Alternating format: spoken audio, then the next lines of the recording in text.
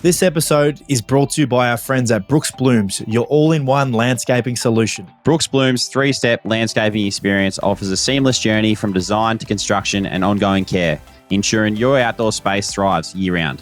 Visit brooksblooms.com today to embark on your landscaping journey, where every step is a step towards a vibrant and beautiful outdoor entertaining space.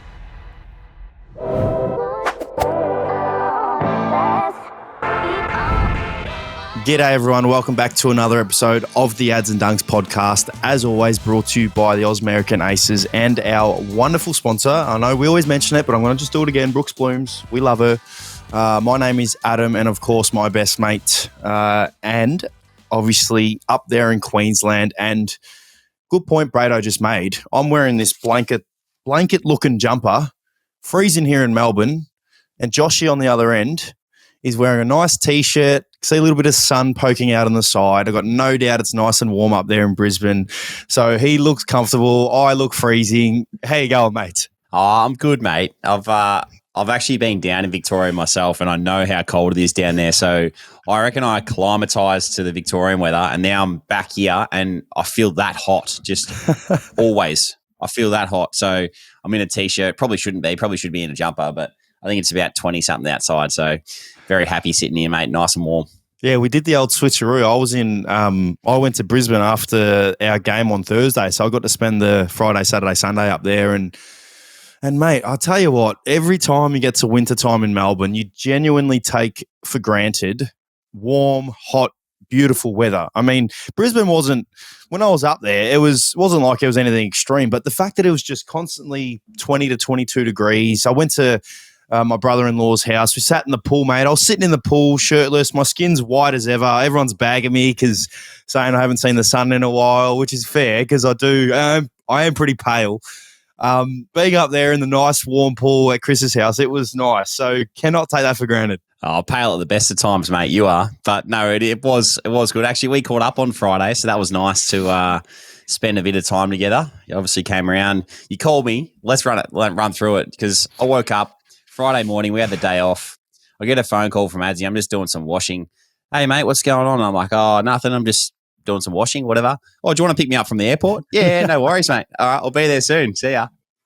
Sure enough, bang, straight there. And that's exactly how it panned out. So for those listening, we obviously played on the Thursday, and the club actually let us have the weekend off, essentially just do your own recovery. And it was really nice and refreshing for everyone. And, you know, so I was driving back from our game, you know, what time we finished about 11:30. I was in the car heading to, what did I have? We spoke about food last time. I had Red Rooster. I was having Red Rooster on the way home. So I popped into Red Rooster and I rang Prizzer and I was like, mate, rumours are we get the weekend off. So we did. So I literally booked the 6 a.m. flight the next day. So I ended up getting home at, 12:30, finished my Red Rooster, laid in bed, didn't sleep till about 2, got up at 4, straight to the airport, caught the flight. And then I actually wasn't going to call you. It wasn't until I thought, wow, Kim's at training. Georgie's obviously 4 years old and can't drive. My mother-in-law's at work.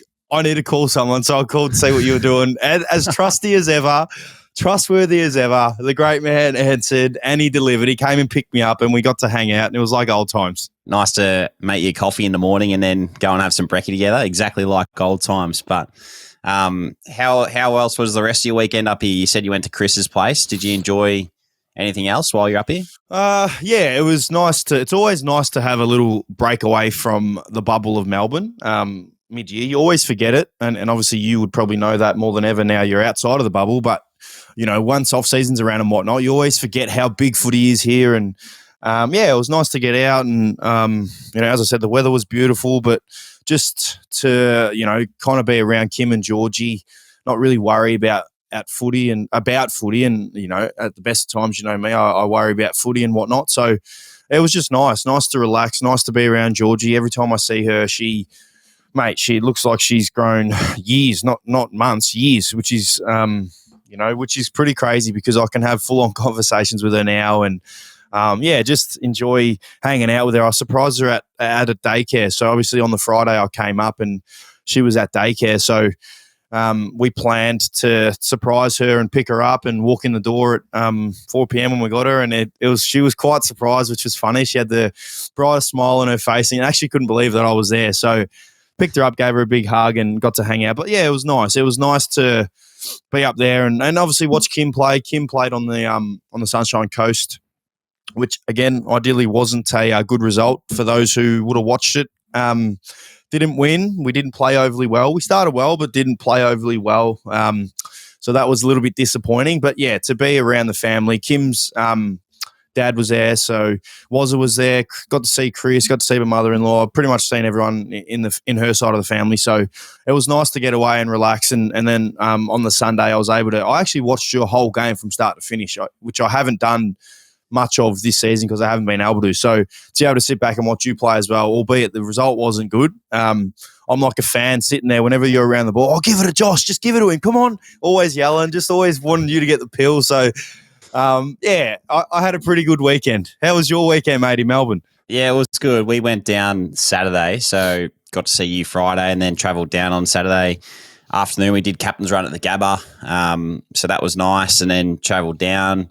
Obviously played the Hawks on Sunday. Wasn't the result, as we'll probably talk about soon. But after that, just cruised around. I had a jab in my ankle on Monday. So we obviously had the 4 days off. So our buys this week. So had some time off from Monday to today, which is Thursday. So that's why we're doing the podcast a bit later, because I've been back on the farm with the family, spending time down there, just cruising around on the farm, mate. Love it down there, helping dad out because he can't do too much at the moment with his back and coming off surgery and whatnot. So mum was at work and Kaiser and I were helping dad on the farm. So just trying to get a few jobs done so he doesn't have to go out there and do it himself. So it was nice to see them, see both sides of the grandparents and, just spend time down there, mate. It's nice. I feel like we were talking about this yesterday on our way back. Like it's a completely different lifestyle. Like Victoria, it's like, you sleep in a little bit more because it's so cold in the mornings, and then everything's sort of done in reverse. Like your morning's really slow, whereas up here, I feel like your morning's that fast. Like you're up, you're at 'em, and then by the afternoon, when you're doing more stuff in, back on the farm, that's when you're sort of chilling out here. So it was a bit different, cool to get the perspective and see everyone back home. Yeah, it's I've got no doubt you would have loved every minute of that, and the fact that you don't get to get home much would have been fun for you. I remember when we were obviously playing together quite often, we would venture down there and have a bit of fun, and you'd make me do things that I wouldn't necessarily want to do, but I'd do it. And no doubt it would have been a bit of fun. I guess we'll talk about our games because, unless you've got anything else to say, unless there's anything else you want to touch on from your wonderful weekend. We'll get the shit news out the way first, or the shit part of the potty, which is obviously us not winning. We didn't win and you didn't win. So I guess we'll start with my game, I suppose, with our game being on the Thursday. We obviously played Sydney. It feels like so long ago. You are right for what it's worth. It's Thursday, and as you said, we're doing the potty a bit later. Yeah, literally a week today we played. But, extremely disappointing, the result. The reality is we're in a result-based business, and I know we've had a lot of external talk about, how well we played and the adversity we faced with the amount of injuries that we had on game day and the significance of the players that went out, all quality players in Naughty, Eddie and Scotty. But the result itself is still very frustrating that we weren't able to get the job done, especially against, who we both clearly agree that is the best team in the competition at the moment, and they've played some unbelievable football and would, able to see that firsthand on the weekend. But in saying all that, extremely proud of the way we went about it and the fact that we were able to play our brand for a long part of the game and, played against a really quality opposition on the big stage, and meaning the big stage being a Thursday night game where all eyes are on that game. We haven't particularly performed overly well being in those positions. And the fact that we're able to do that is pleasing. I love the fact that, I know they kicked 102 points, but I feel like it was a really tough earned 102 points. I feel like we defended really well early. I think a couple goals they kicked late were clearly, the 50-metre penalty and whatnot that were essentially gifts for them. But I feel like we defended really well, which is really nice against really good sides who score pretty heavily, which Sydney do. And, coming from that game, it's nice being able to know that our footy, I feel like, stacked up against a really good side. So I like to think that'll now be the platform for us going forward, and we can, keep building this momentum, going into tomorrow's game. So we obviously play the Pies tomorrow, who, again, are a high-quality side, reigning premiers, into you boys, into Freo, into the games that we then have after that. So, all in all, disappointed that we didn't win, but proud of the way that we went about it. Yeah, it was a very good watch. I sat there, like you said, on Sunday. I sat there on Thursday night and watched the whole thing from start to finish, and honestly thought that you boys, even bar the injuries that you had, you probably deserved to win the game. Like, it looked like a Bulldogs game from start to finish, and despite some Swans individual player brilliance, I reckon you boys probably had the better of them on the night. So there must have been a lot of I wouldn't say happiness, but belief in the group after that game, post game down in the rooms. That if they're the best team, we're definitely capable. Yeah, I think that's a good word, belief. I think we always believe. I mean, we wouldn't be playing this sport or for the team if we didn't. But I think the fact that we've been able to now do it for, really 3 weeks since that Richmond game where, prior to that, I think who we lost? We lost to Hawthorn, and everyone was writing us off. But, regardless of who we're playing or the result of the game, I just feel like our footy that we're playing stacks up, and clearly did against Richmond, clearly did against Giants, and clearly did against Sydney, albeit we didn't win the game.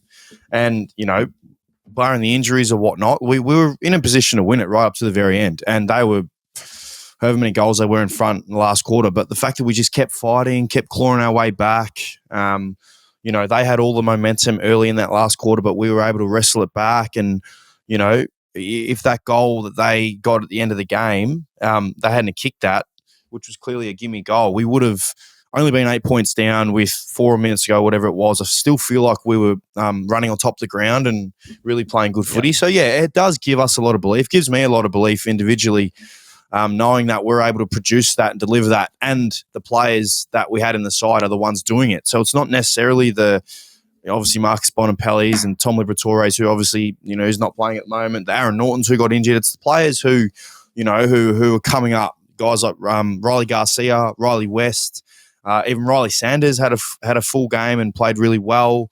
We're going to have some new faces in there this week. Clearly there's going to be some players up forward who might be there who we haven't played yet because of the injuries to Nordy and Scotty, and then even Eddie Richards, him going out.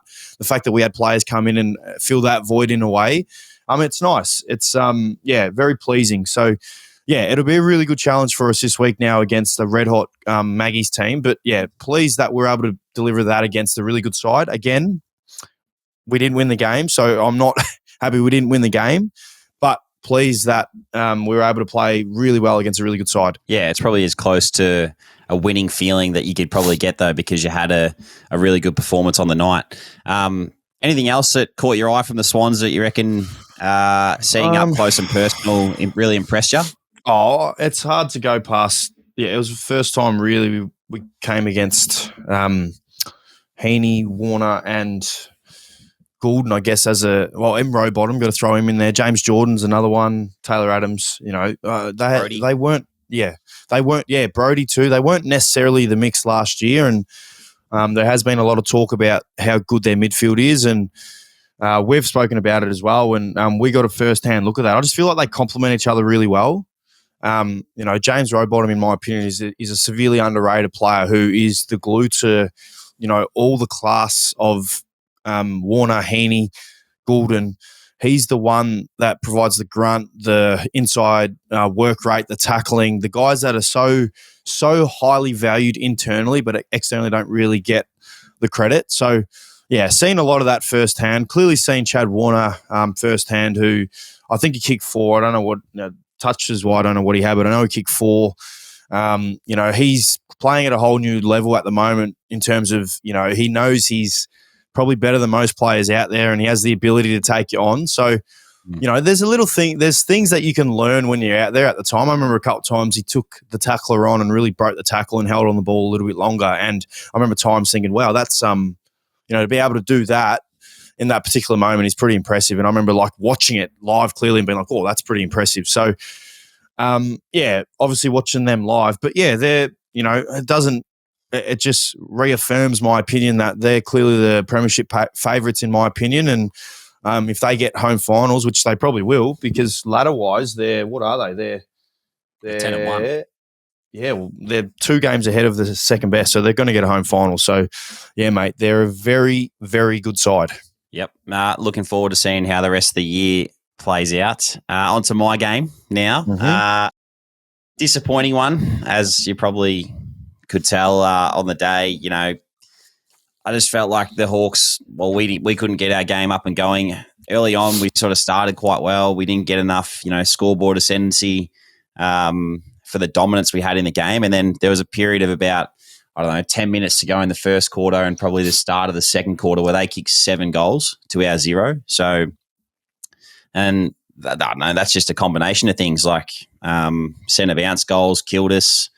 Their tackle breaks, you talked about Chad Warner, like Warple and Newcomb and those guys, they really like to break the tackle and, got their way a little bit with us mids on the night or on the day. So it was a disappointing outing from us and really, a bit of a reality check in terms of, we went into the game obviously thinking we were prepared for what was coming, but all in the end, probably wasn't, and we didn't bring our A game. So another disappointing result for the year, and hopefully we can, review it. Obviously, we've had a few days off now, so we'll come back to the club. We'll actually be in there tomorrow, so we'll review the game and go through everything that we need to get better at, and hopefully we can, kickstart our second half of the season in a week or 2 time against you boys. Yeah, no, I agree with everything you were saying there. As I said, I watched the game from start to finish.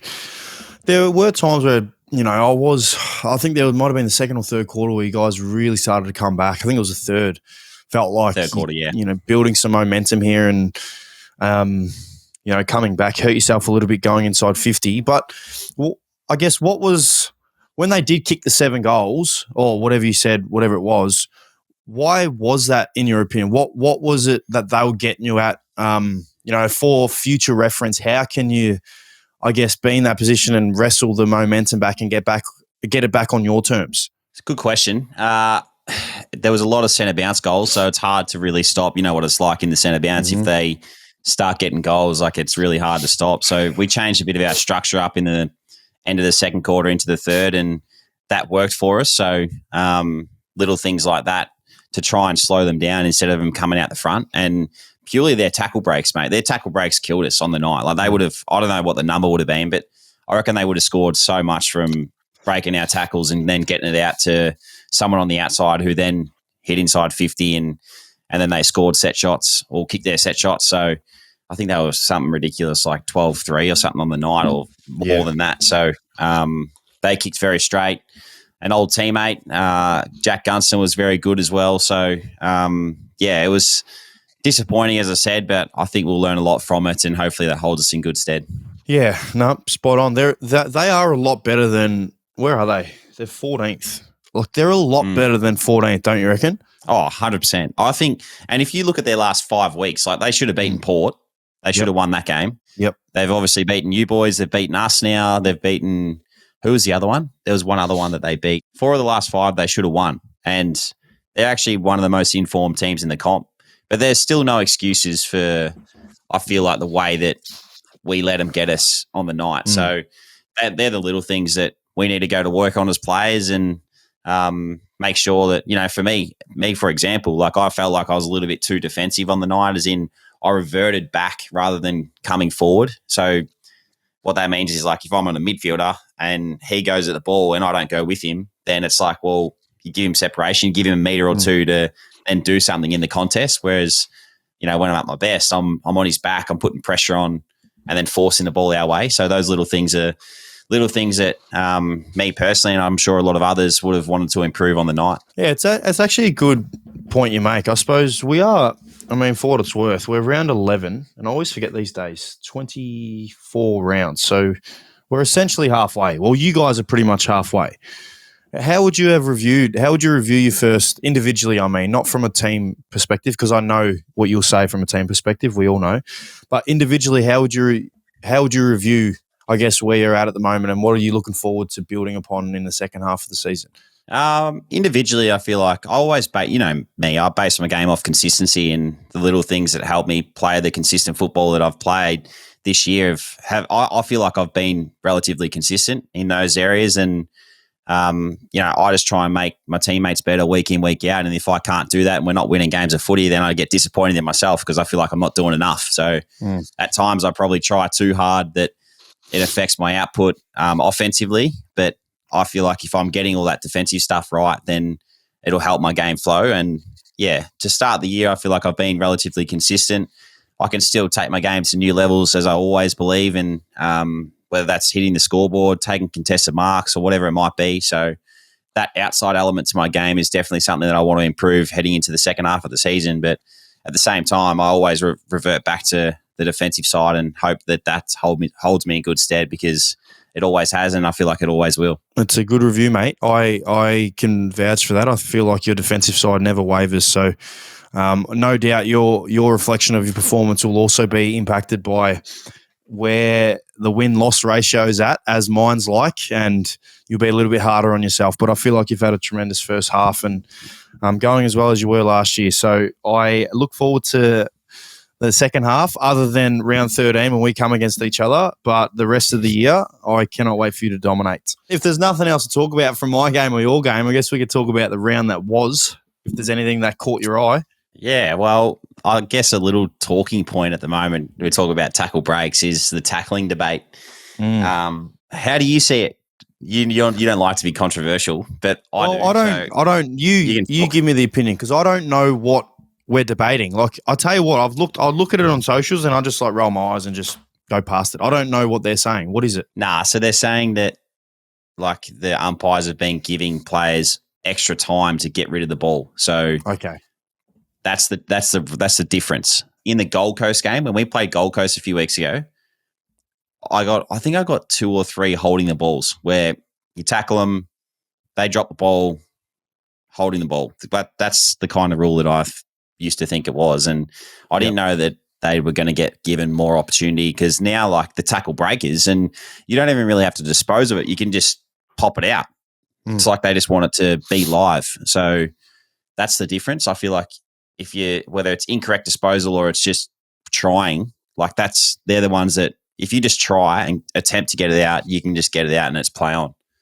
So that's the frustrating part for me, because you're not rewarding the tackler. Like the tackler's doing all the work, and we're talking about, holding onto the tackle and then taking them to ground and then getting suspended sometimes because you're not getting the whistle's not getting blown. So you've got to then finish off your tackle because it's not happening. So there's a lot of elements to it, but I really believe that you should be rewarded as a tackler. Like if you get a lever, they don't dispose of the ball, no matter how much time they've had. Like whether it's a second, well, we make decisions quickly in a game of footy.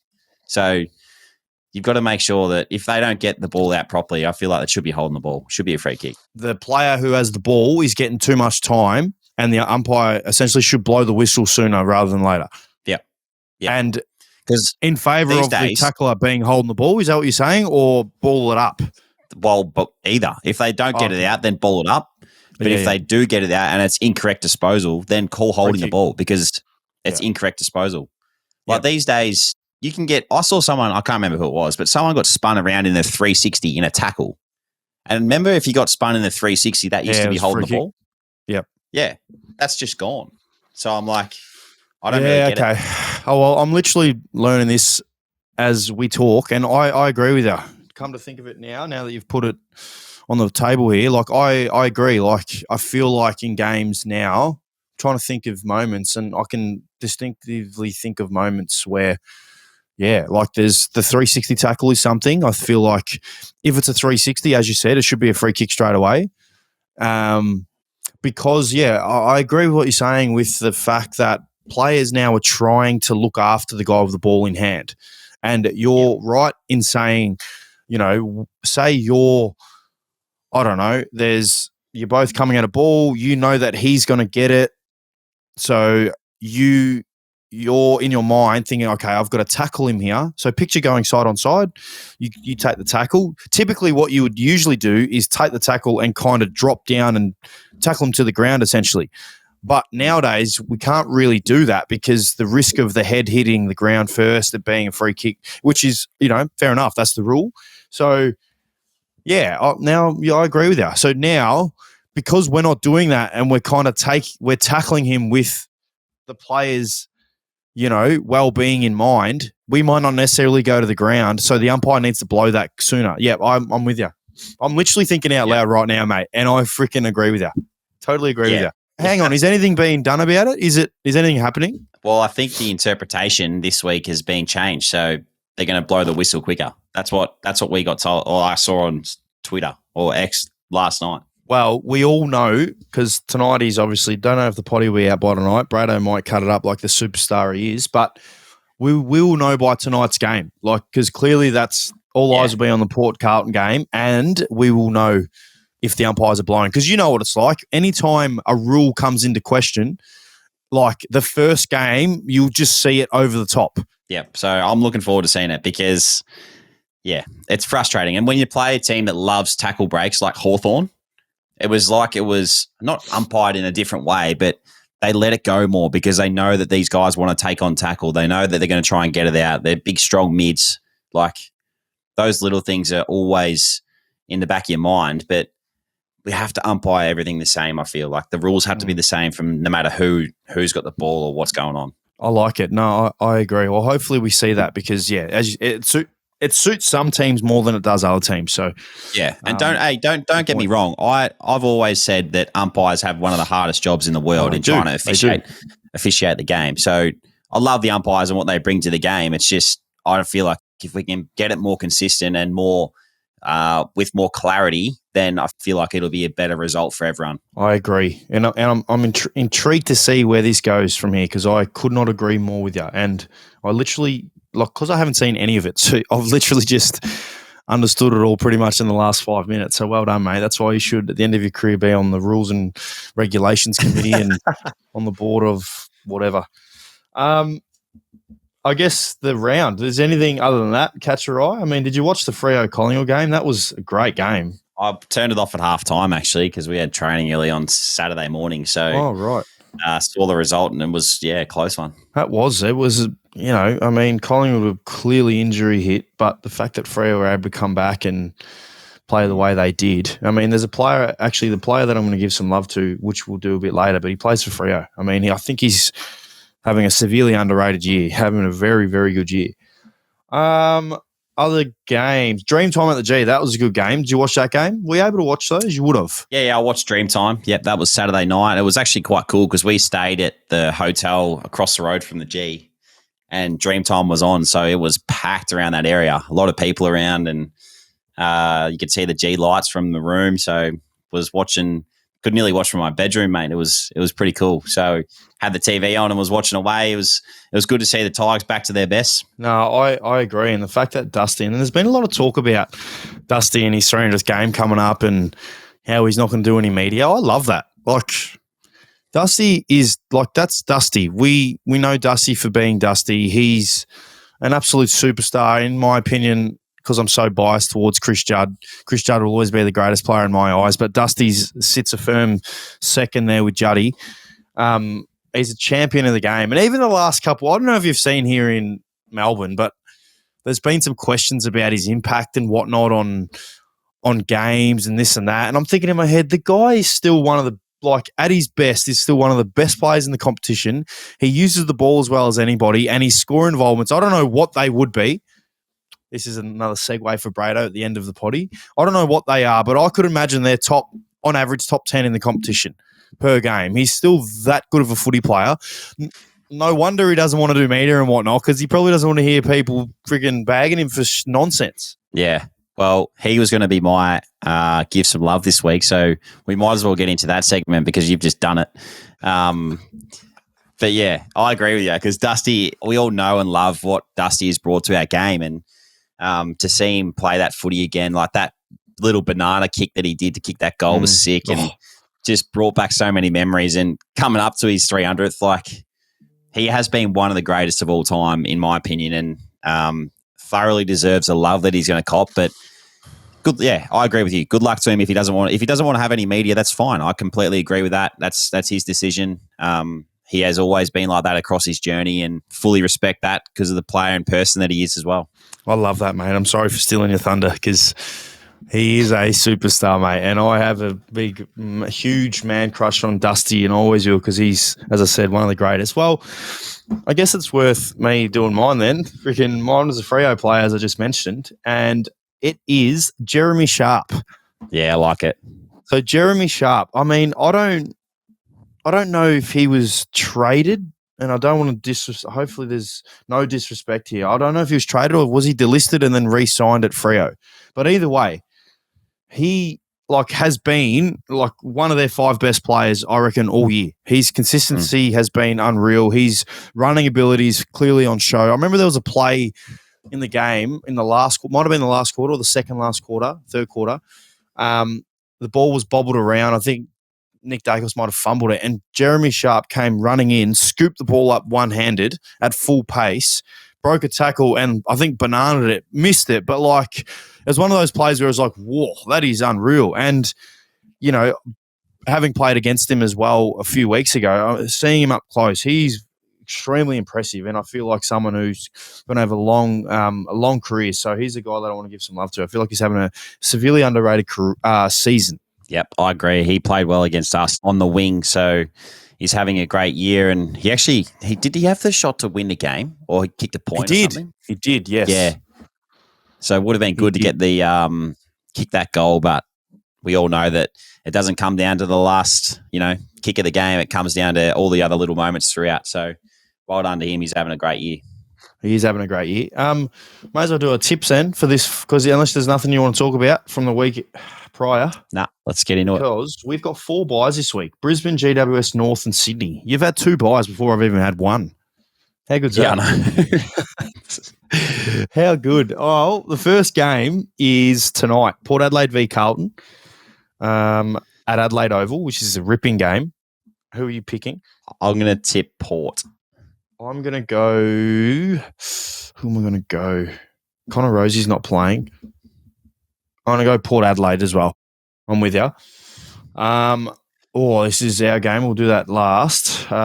Saturday, 1:45, Hawthorn versus the Crows. This is a good game. Hawthorn for me. I'm going to go Hawthorn too. This is a really exciting game from a spectacle point of view because they're one of those teams. Both of these teams are 2 of the teams that you love watching. I feel like they play a lot of flair in their offense. They bring excitement to the game. So keen to watch that one. Optus Stadium, West Coast versus St Kilda. Big game too. I don't know. That's a hard one. Jeez, it's a hard one. West Coast at home. I feel like they try. They go well at home this year. They do. And St Kilda, but they're under a bit of pressure at the moment, St Kilda, and you know what teams do when they're under pressure. I'm going to go St Kilda. There's my difference, St Kilda. Saturday night, Geelong versus Richmond GMHBA. Cats. Yes, I'm going to say the Cats. But if Richmond play like they did last week, they're every chance. So, but I am going to say the Cats. The 2 Sunday games, Melbourne versus Freo up in TIO. How do you say Traeger Park? Traeger TIO, Park. Yep. Traeger Park. Melbourne versus Freo. The D's. Melbourne as well. And Sunday evening, People First Stadium up on the Gold Coast. Gold Coast versus Essendon. This is a good game. Good challenge for both sides. Yep. I think the Suns win that. Okay. Oh, this is a good challenge, especially for Bombers because, they are flying at the moment, and this is a great challenge. Oh, I'm going to go Essendon. I'm going to say Essendon. 2 different this week. I like it. I want it because I know I'm down in tipping, so hopefully I can get up on these ones. And then there's our game on the Friday. So I'll touch on our game a little bit. We got obviously the Maggies, Marvel Stadium. Yep. We always play Collingwood at Marvel. I wish it was at the G. I love playing at the G, but I understand why it's at Marvel. They sell out the crowd there. Collingwood fans come out in drones, which I love. It's going to be a really good challenge for us. Clearly, both teams have some important players that aren't playing. Collingwood have been hit really hard this past week. I think Mason Cox, Brody Mychek, Pendles is out from last week's game. Geordie's obviously not playing. There's a few players that aren't playing, and we've got a couple as well. But nonetheless, they clearly play, regardless of who's playing, play a great brand. Probably the best brand, to be honest. And it's going to be a great contest for us. Feel like we're primed and ready to go, and we know what to expect. And yeah, really, really looking forward to this game.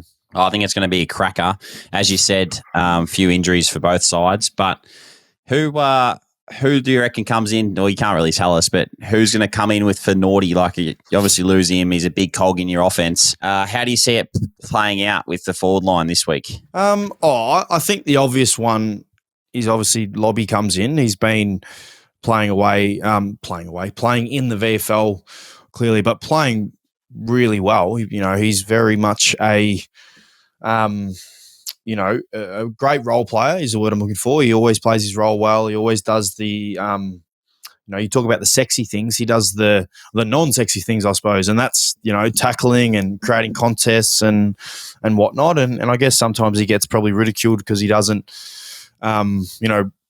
everyone expects him to go out there and kick a bag and whatnot, which the reality is that's just not what we expect of our forwards. So I feel like he's probably the obvious one. Whether it's him or not, we'll see. But if it is, it's a good opportunity for him. I feel like, I touched on earlier with the likes of Riley Garcia, Riley West, these guys stepping up and playing a more significant role. I feel like that'd be a great opportunity for them as well.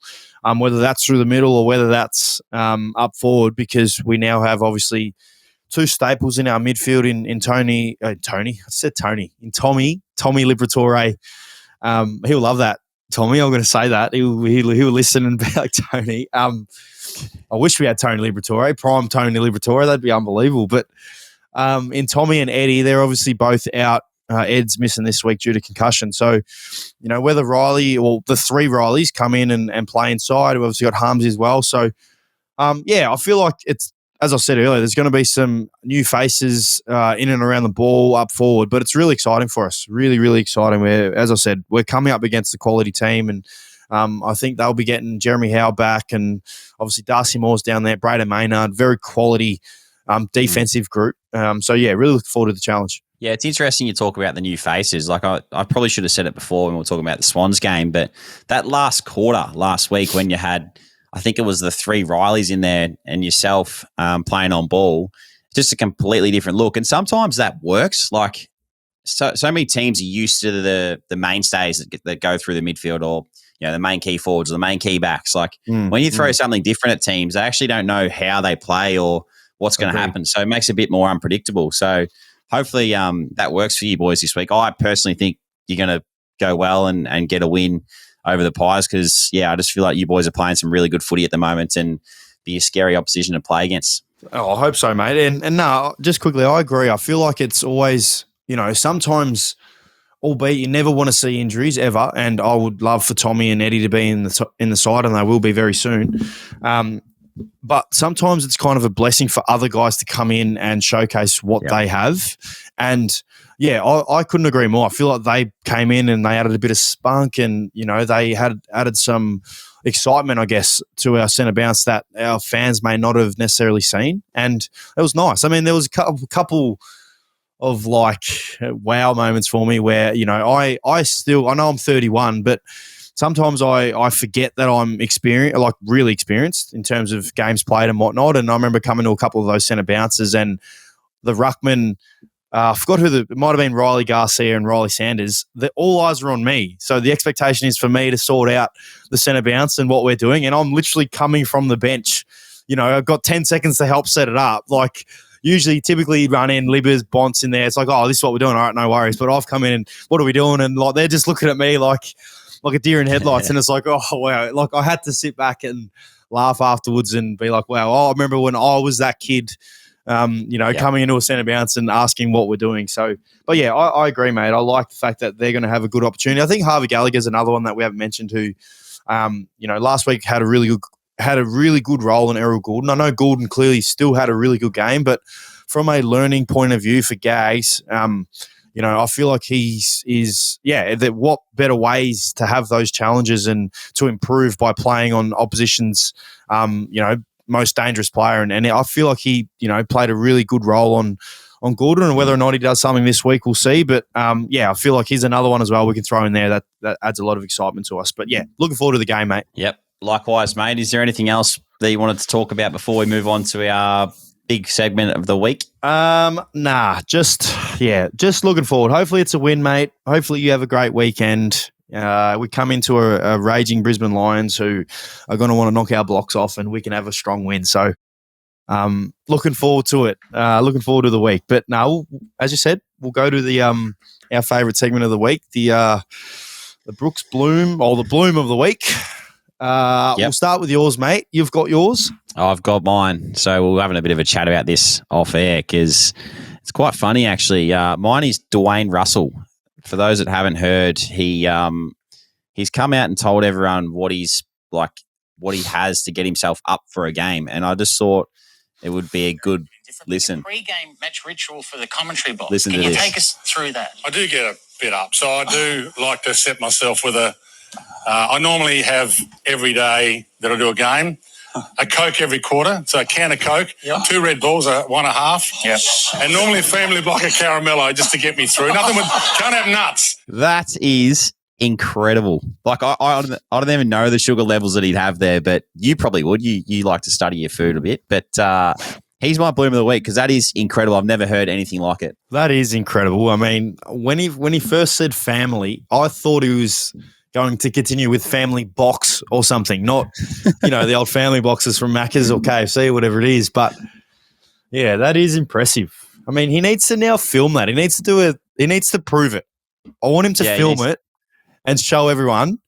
It could be one of those things, Joshy, where it's a time lapse, where the time lapse just goes really quick and it's just him commentating, eating chocolate and having Coke, which is crazy. That is crazy. Oh no, there is a video of him. Because it's on the front bar. So they've got a video of him having milk after it. So he has milk as well. After his chocolate, he has milk, and it's got a video of him drinking milk in the box. That's unbelievable. That is unbelievable. Dwayne Russell. Well done. Love it. There's the tricks to being a grade commentator. If you want to get into it, just throw that into your diet. My Bloom of the week is going down the basketball path again because we all know I love the NBA and you do too. Jaylen Brown, he's my Bloom of the week. Reason being is I love when players get individual awards who are never spoken about. Love it. And when we talk about Boston Celtics, we always talk about Jason Tatum. It's always about Tatum. Jaylen Brown wasn't even an all NBA team this year, which is mind-boggling considering they had the best record all year and they're clearly the best team in the East. And in my opinion, I personally think Jaylen Brown's a better player than Jason Tatum. I know that's probably a bit controversial there, but I think he is. And the fact that he was rewarded the Eastern Conference player of the series, I feel like thoroughly deserved, and he's my Bloom of the week. For what it's worth, so this time next week, we'll well and truly be into the NBA Finals. Are you thinking a shock comeback from 3-0 down in the Minnesota Timberwolves, which you're probably one of those guys who would say yes, or are you saying Dallas? Well, I hope the Timberwolves get it done because, I don't know. I said this last week, but I don't really want Luka in the finals. But I'd love to see it. I would love to see it. The Minnesota Timberwolves go all the way, but I don't think it's going to happen. I think Dallas will play off against Boston, and Boston are going to win. Yeah, I would love to see it too. I'm not a fan of Luka, as we've said. So, well, we'll see this time next week. We'll well and truly be into the NBA Finals. Hopefully it's the T-Wolves v the Boston Celtics, but it'll be the other way. Before we get Brado on, Brado and the weekly award winner, we chucked a quick little social IG story out there to get some questions in. We're going to answer some questions for the next 5 or 10 minutes. So thank you, everyone, for sending some questions in. Really appreciate it. Always get some rippers. Always get some questions that probably not worth asking as well. So thank you to those ones who send those in. You can start, mate. I know you'll have a lot of questions. I've got a few good ones. Dunks, what's your thoughts on Ad's current hobby for playing the keyboard? This is from Liana Mamo. I'm going to say it's a very interesting As you can hear him in the background there playing the keyboard, which probably sounds like a normal song for him, but for us, it definitely doesn't. But anyway, I'm going to say that it's quite good. He's sent me a video. I've still got to send it to Brado so he can clip it up and post it on the Instagram, because he sent me a video of him playing the keyboard one time, which was absolutely hilarious. So I quite like it. You go. Thanks, mate. That was the first time it was one of the first days of it, so I sound like a spud, which I am. Anyway, I've got some great questions. I love these questions. I love when it's just about life, really, more than anything else, footy. And this one is about our NFL fantasy this year. So this is from Noah_Newman. Who's the number one target in NFL fantasy this year? So, Josh, if you had pick one, who are you taking in NFL fantasy? Oh, jeez. I'm always hesitant, right? Like last year, we took JJ in our league, in our big league. Mm-hmm. And I'm always hesitant at the hype around players like that. Like, I'm more of a consistent, probably my nature, I guess. Like, I just feel like the consistent players. So someone like CMC for me is just a given. Like, that he's totally going to be every week in, week out. So I would take someone like him. You can talk about the craze and all that kind of stuff, but personally, that's my opinion. I like consistency and I love seeing players like him. So that's who I would take. Beautiful. Well, can't wait for us to have pick one in the draft and for me and you to sit down and have a great little chat about that, because we know executive decisions are made by me. And my pick number one is CD Lamb. He would be my pick one this year. So CD Lamb. Yeah. I would go right. CD Lamb. I'd get ready, just quick five, because I listen to NFL every single day. I'd go CD Lamb, CMC 2. So I agree with you with CMC because you know what you're going to get. I'm not as big a hater on JJ as a lot of people are. People are dropping him out of the top 10. I'd have JJ 3. Then I would go Tyreek Hill 4, and then I'd go Jamar Chase 5. They're my top 5. Don't mind it. All right, here we go. Another question. This one's from the CMV. This is a good question for you because I know you'll love this. What is your ultimate footy stadium food? So it doesn't have to be footy stadium because you might not have been to a footy stadium, but NBA or okay, cool. NFL, like sporting event. What is your favorite stadium food? Well, I think, all right, I'm a big food man. You know this. I know you'd love this. I think about when I had that first bite of whatever I had, how happy it made me feel. And I come back to probably a hot dog I had at Barclays. Is it Barclays Stadium in is that what it's called in Brooklyn? Barclays Stadium? Barclays Center, there you go. When I watched the Brooklyn Nets, I remember having a hot dog. Kim and I had it, and we had a beer as well. We had I forgot what it's called. But we had an American beer and we had a hot dog. And no, it wasn't a Bud Light. It might have started with a C. I don't remember. But a hot dog. So that'll be mine. So as a whole, I'd go a hot dog. What would you go? It's a great question. I used to love as a kid going to the footy, the AFL, and having a 4 and 20 pie with tomato sauce. I just used to love it. And you know what brings me back to? I didn't mention it before, but Yarram Bakery on the weekend. About to say that. I knew you would have. The best pastries and desserts in town, and I went there. And one day for lunch, we went to town, so it was great. Had a bit of a French vanilla slice and a meat pie. It was a meat and I think it was a steak and mushroom pie. Oh, just beautiful, mate. Brought back the memories of these days. So, love the Yarram Bakery. If anyone's ever down there, make sure you check it out. For what it's worth to everyone out there who wants to know a little bit more about Joshy personally, he loves bakeries and pastries. Like, I've never met anyone like it who likes pastries and bakery. So, which I do too, but this guy is next level. He loves it. So the country town bakeries are the best. Like, you cannot beat them. No, and whether you know it's what breast sandwiches or pastries or whatever. I agree. And the ones in town from, I presume the ones that I've been there, the ones where obviously down in Yarram, there's one on the corner. There's one on the corner there. It's like there's a crossway and you walk on the corner. Is that the one you're talking about? Is that the one where you got the – yes. Yeah, I have been there, and they are elite. That is a good question. I'd love to know what people would say, what their go-to. That could be our question of the week this week. If you send us what your best stadium food would be. Okay, please do. Hot jam donuts. I've had those too. Unbelievable. I've got one from.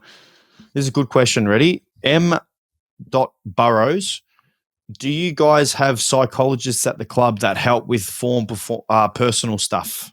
Yeah, great question. We do. We have. I've actually dealt with a couple over the past few years, but we've got one, Anthony Clarica, who's he's just like a sports psych for us, and talks to us about performance and whatnot, and all of the consistencies within the game, and not only that, but off field as well. And we've talked about too, like having a good, close inner circle that you can rely on and talk to as well, open and honestly, and whether that's your best mate or your mum, your dad, whoever it might be. So you got to make sure you speak to people about whatever's going on in your mind, because it is such a brutal industry in that way, and performance and whatnot, that's all on top of it. So got to make sure your base is going well before you worry about the performance side of things. But to answer the question, yes, we do, and we heavily invest in it, and I heavily invest in it, and I try and continue to keep those things consistent throughout the year. Love it, mate. I reckon you nailed that question on the head. This one's from Hooney _ Who would your dream guest be on the podcast? I feel like you could probably answer my one. I mean, can I have anybody? Anybody. But make it realistic. Make it realistic. Oh, easy. Realistic? Oh, Michael Jordan then. I can get Michael Jordan on here. Make it realistic. All right. No, okay. Make it realistic, but somewhat a bit of a stretch. Yes. I'm going to say Chris Hemsworth. Okay, so we're calling out Chris Hemsworth on the potty. Yep. Only reason I say him is because he's obviously, he's a mad Bulldogs fan. He came to our game against the Eagles this year. I think it's going to be a part of a documentary he's filming. Plus, this is pretty cool too, by the way. In his movie, what's that movie on Netflix? I know the one you talk about. Yeah, I know. Yeah, but the people, our listeners who need to know this, just so they can have a look. So, oh my gosh, my Netflix is currently loading Extraction. right now. So there we go. Well done. Extraction 2, right? For those who want to go and have a look at this, go to about. Brado can find this. He probably can't, or he can whilst we're talking. It's about the 20 to 25 minute mark of the movie. He's recovering from his first movie, so it's Extraction 2. And anyway, he's in his shelter recovering, and he's actually watching the Western Bulldogs Brisbane Lions semi-final from 2021, and you actually see us on the screen. So there you go. For those who want to see it, go watch it. It's in the movies. But anyway, mine would be Chris Hemsworth. What would yours be? I'm going to say Chris Hemsworth as well, just so we can get him on here. But hey, doesn't he follow you on Instagram? No, he doesn't follow me, mate. I think he follows JJ. Well, get JJ to message him for us and tell him to pull his finger out, get him on the potty. I will. This is from Lockie Edwards, our boy Lockie, the footy club. Best playing jumper outside your own club, and your favourite theme song outside of your own. And he reckons GWS by far. So that's Lockie's thoughts. Thank you, Lock. Best playing jumper. And I'm not going to say, it can't. It's going to be just the generic one. So think of generic playing jumpers outside your own. Can't be like a one-off, Indigenous round, because there's a lot of good Indigenous round jumpers and heritage ones. Top of my head, I always liked. This might be a little bit weird, but I always liked the color purple. So I'm going to say Freo. Yeah, well, I'm a bit of a traditionalist. I used to be a Swan supporter growing up, so I'm not going to say them, but I like the yellow and black tiger sash. Like the sash is even Richmond, Essendon, both similar. That's probably mine. Theme song I used to love, and I used to love to hate it because they used to beat us all the time when I was a kid. Was West Coast used to beat Sydney all the time. I used to have to listen to their song, and it was a sick theme song. But they've changed it now, haven't they? They have. They start. I don't know the start. I just know that we're the Eagles. Yeah. I used to love that. I used to love it. I like it. My favourite theme song outside of ours would probably be again, I think of how it used to make me feel, and I used to love it, is Carlton's. Just because I was a big Carlton fan, and I love the start. The na. I used to love that. So Yep. I'm going to say Carlton. A couple more questions, I reckon, before we go to end it. All right, I've got one here from Zoe Schumacher. What's your favourite thing leading up to the halfway point of the season and why? What's been your favourite thing so far, Ads? Jeez, that is a hard question. Oh my gosh, like favourite. How can I answer this? I'm going to say, like, is it a favourite moment? Is that what we're going? Yeah, off? anything. I'm going to say the GWS Giants win. I feel like that was really special, and what made it even more special as well is Taylor DeRay played his 200th game that game, and we were able to get the win for him as well. So I'm going to say that. What about you? Mine would probably be the Melbourne win at the MCG. That was pretty good from our boys, and Lockie Neal's 250th, sure enough. Yep. So that's a good question. Have you got another one? Yeah, two more for me. One of them is quite simple. This is from NASA Meatballs. It's a great Instagram name or handle. NASA Meatballs. McChicken or fillet of fish? Geez, great question. I'm gonna say fillet of fish. I'm gonna say fillet of fish as well. Used to love McChickens, but then they got a bit old on me, so fillet of fish. Mm-hmm. Okay. I've got another one. Jay Saccone _23. Would either of you ever consider a future in becoming an AFL coach? I screenshotted that question as well, so thank you. Lucky I didn't ask that. AFL head coach, initially thinking off the top of my head now, no, I don't have any aspirations for it. But some form of coaching, yeah, for sure. Just finishing my level 2, which I enjoyed the other day. But yes, to answer your question, yes, some form of coaching, but no right now to head coaching. What about you? I have thought about it, same as you. I'm doing my level 2 at the moment. And I don't know. The thing that I don't like about coaching is coding. So if you could have someone that was code for you, then like I'd still watch the game, but I just hate coding and stuff. So that part of it, no. But the coaching part of it, yes, I'd love it. I'd love the teaching and being able to help, and then building your club environment and whatnot. Like I feel like that'd be very, very cool. That would be. Coding, for what it's worth, is watching the game and then clipping up edits of, whether it's a good kick or something, you got to clip that up. So that's what coding is for people who are like, what the heck's coding? My last question, all right? I'm going to end it on a netball one because we love netball and we love Tipper and Lara and Kimmy. This is from Emily Kate Jackson's 16s. Who is your favourite Firebirds player apart from your partners? And you can't say Lara either, mate. Favourite Firebirds player, H. I feel like she's a wing defence. Halida, her name is Halida Veve, I think. Is her last name.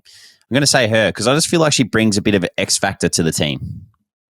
That's my simple and complete answer. I like it. Well, I was going to say Lara or Tipper, but I clearly can't. Can I say those? No, you can't. I could have said Kim. Okay, so I won't say Lara or Tipper.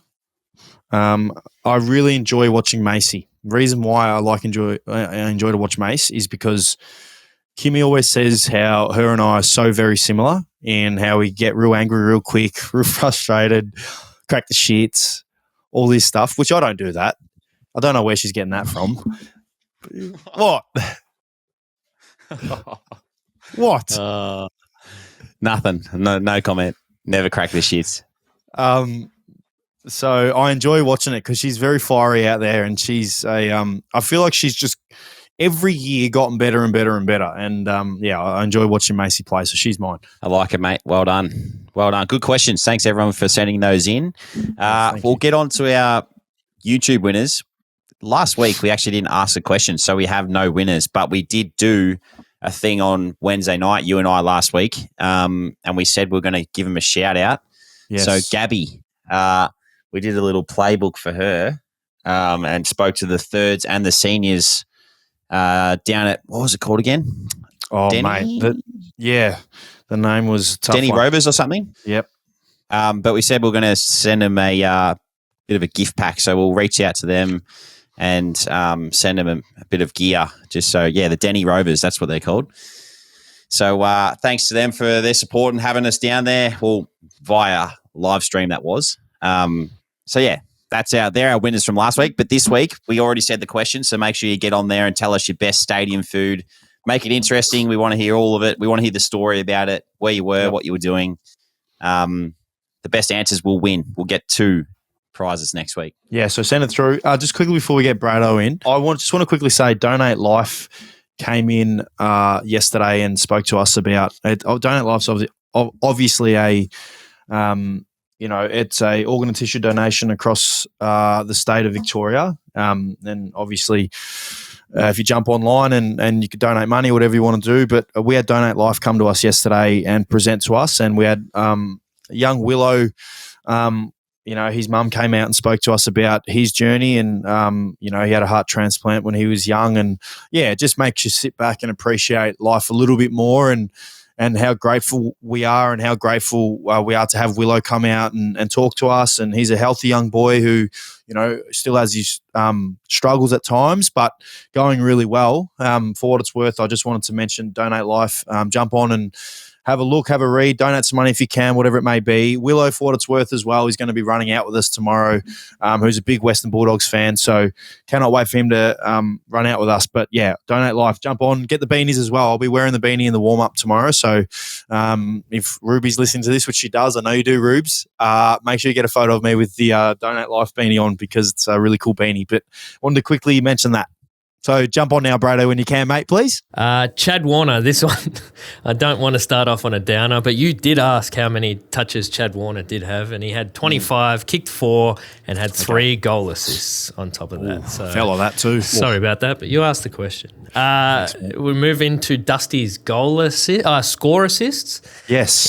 He's actually not up there because unfortunately you have to have a lot of scores to get the score assists, and Richmond just haven't been getting them. But he's sitting 65th with 58 score involvements, but he's beating his score involvement average from 2020 when they won the flag. So a bit of context there.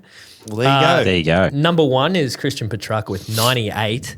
But I had to find you two. So Ads is sitting 11th in the whole league with 76 score involvements, and Dunks, he's down in 26 on 70. So there you go, Ads. You got one over him. Jeremy Sharp. He got 6 on me. Jeremy Sharp was delisted before being picked up by Freo on day 1 of the preseason supplemental selection period, because he is a Perth boy. And fun fact, his grandfather, Ken Holt, is a member of the East Fremantle Football Club Hall of Fame, and he represented WA at state level. So elite career. We move into Dwayne Russell's interesting habits, and I calculated how much sugar he's consuming. So 39 grams in a can. So he's having 4 of those. That's 156 grams of sugar. Wow. Red Bull, 27 grams. He's having 2 of them. So that's 54 grams of sugar. No. A Caramello family block. That's a big chonker. And there's 13.4 grams of sugar per serve, and there's 13.8 serves. So that's 184.92 grams of sugar for a grand total of 394.92 grams of sugar. That is ridiculous. He wouldn't be able to sleep. And that's before he drinks his own milk. So he started bringing his own milk to the game, and it looks like he drinks a 2 litre. 11 grams per serve. 8 serves per 2 litres of milk. So that's another 88 grams. 482.92 grams. So he's almost eating a half a kilo of sugar per game. Well, crazy. That's wild. Crazy. And an American beer starting with C would have been Coors Light. That's it. That is it. Too easy, and that's all I've got for you. Brado comes in and nails it again. You can wrap us up like you always do, Joshy. Nah, I like it. Thanks, everyone, for tuning in. All the best this week, Adsy, and thank you, everyone, for all the support. We look forward to chatting to you all next week. Ciao.